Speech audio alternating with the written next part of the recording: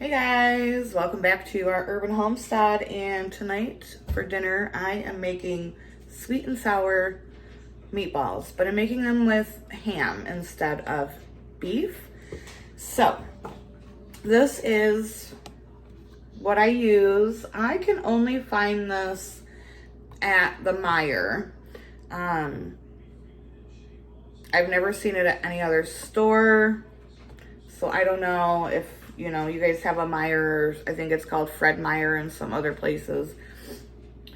This is what you need. It's a pork meatloaf, but it's made with like ham. It's not ground sausage. It is literally ham that's been not smoked, but it has like this, I don't know how they do it. I don't know. I just know it's good. So that's what we're doing today. Into my bowl, I'm gonna flip the camera around and we're gonna get into it. You're also gonna need a can of crushed pineapple, and I've just got this draining because we need that juice.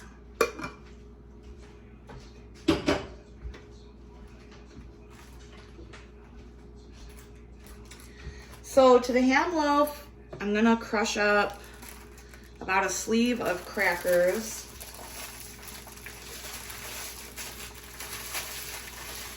And so this recipe calls for a little bit of milk, and I don't drink milk. I only use it for cooking, and the milk that I had in my fridge is no good. So we're gonna try it without the milk today and see how that goes. So these are Ritz crackers. If you don't have these on hand, then if you have like saltines, you can most certainly use those. I just think these give a better flavor, you know, nice little buttery flavor.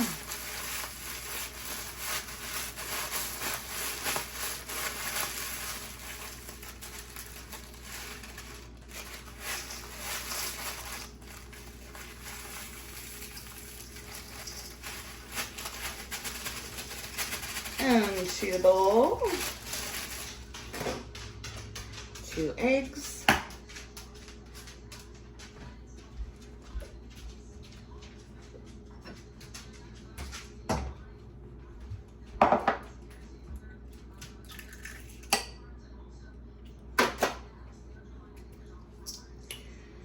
so the other day I had a ton of eggs to use up, so I was going to crack them to scramble them. I made like a crustless quiche. And I cracked one of my eggs, and not thinking, I just did it right into the bowl.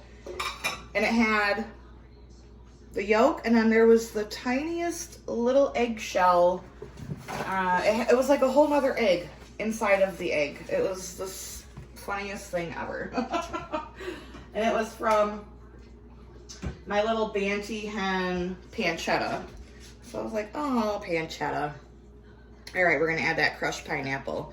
This would be the point where you would add your milk, and it would be 1 cup of milk. And now it's time to get dirty and mix this all together.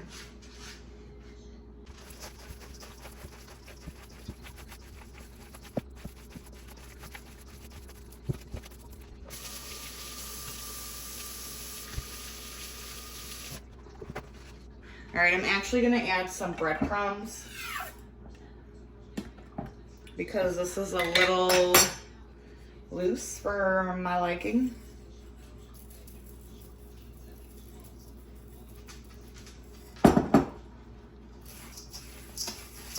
Because you want them to be able to come together, like to form a ball.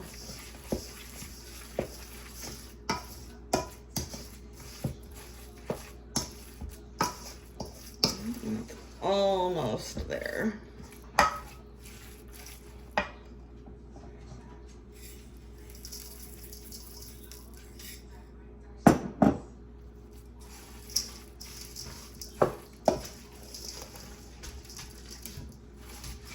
Yeah, that's much better.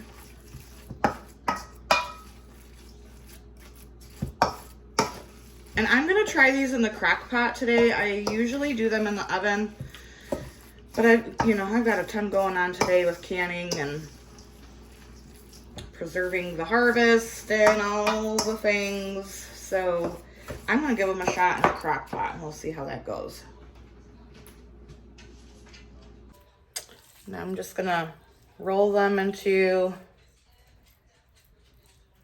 make your balls as big as you want. About that big, and I'm gonna throw them into the crock pot.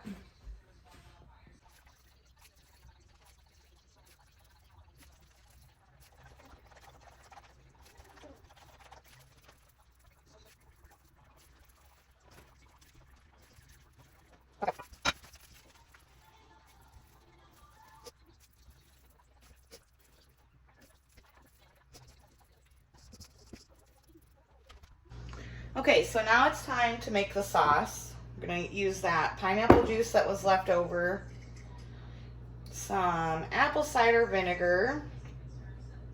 You can certainly use regular vinegar. I just think that the apple cider vinegar gives it better flavor, in my opinion. So I'm not gonna use the real measurements, but the measurements for the sauce are half a cup of pineapple juice, half a cup of vinegar, 1.5 cups of brown sugar, and some dry mustard. I'm gonna add a bit of water to this.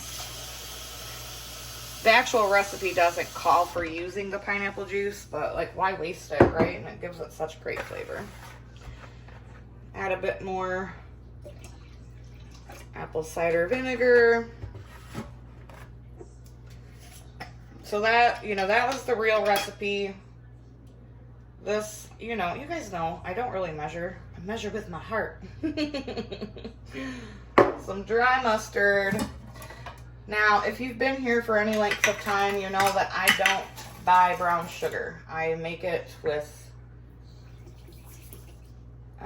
regular white sugar and molasses. So, sugar.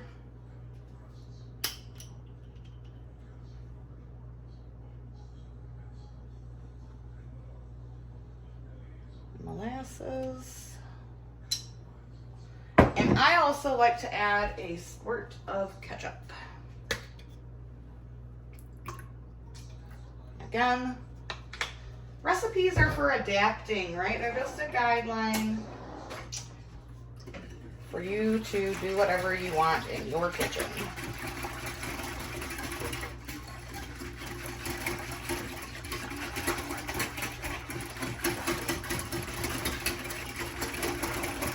I'm really hoping these turn out in the crock pot. I've never done them in the crock pot, so I'm a little nervous for the service. But,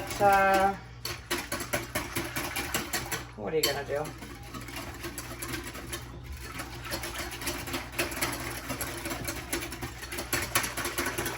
Okay, I'm gonna give the sauce a little taste.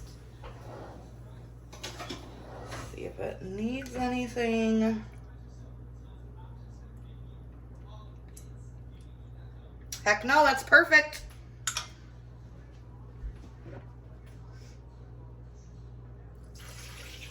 Sauce your balls. You can also thicken that with cornstarch if you want. Add a little cornstarch and it'll thicken while it cooks.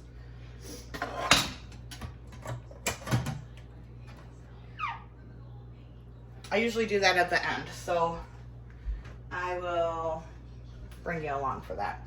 All right, these are just gonna go and cook on high for 4 to 6 hours. If you're doing them in the oven, it takes about 1.5 hours, and you want to flip them over after 45 minutes. I'll see y'all at supper.